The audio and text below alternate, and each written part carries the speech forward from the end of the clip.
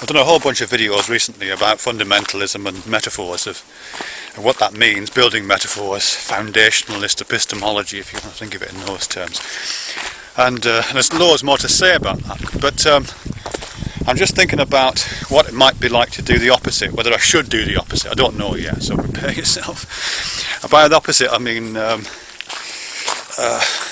kind of complementary position, because I've been quite critical of fundamentalism, wrongly applied particularly, or particularly when it's that building metaphor which results in fundamentalism, when that is applied for particular rhetorical effect, as you get a lot in creationist arguments, for example.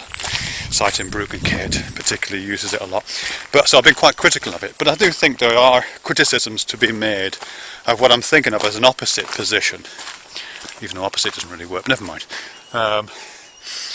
So I might make a bunch of videos about that, because I've been calling fundamentalists fundies, drawing on that. I'm not sure what I would call it, either cloudies or spacies or mushies, or you know, people who are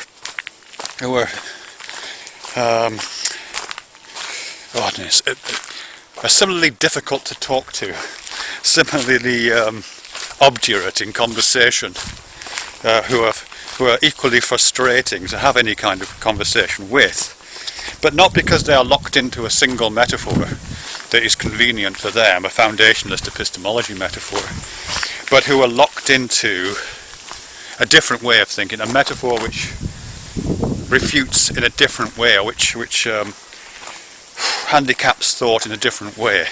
You know, what I've said is that fundamentalist metaphors, people who adopt those foundationalist epistemological metaphors, like Seidenbrook and so on, what I've said there is that they handicap discussion and limit thought, because they don't allow for the possibility of other metaphors, and have a single rigid understanding of what knowledge might be.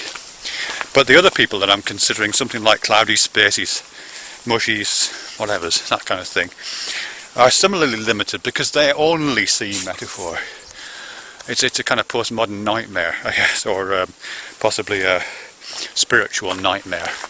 There is only, I guess the best example of this is not an example at all really, but it's described in a Tim Minchin song called Storm, or a kind of poem called Storm, where he's talking about a kind of new age person coming to a dinner party who's very kind of rejecting of epistemologies that are anything remotely resembling foundational, don't have any truck with science and medicine and any of those kind of things. So it's kind of ultimately sceptical on the one hand, but ultimately believing in the other hand. It's this really nebulous, totally ungrounded, totally spacey way of being, you know. I mean, these are just initial thoughts, so I'm going to try and figure out how to articulate this. But it's a way of being which is as powerless in many ways as being locked into foundational epistemology as fundamentalism, because there's only clouds. You know, there's only mist if you're up there, and you refuse to believe that there are other ways of thinking that might not be misty, or that might not have, might not be constructible in using different materials of thought. You know, while simultaneously recognising that you are working with the materials of thought. But that kind of realisation could kind of lead to as I say, not a foundationalist epistemology, but it's almost an anti-epistemology. An anti-epistemology that all knowledge is gaseous. All pretensions to know things are cloud sculptures. It's all just platting with piss. Yeah.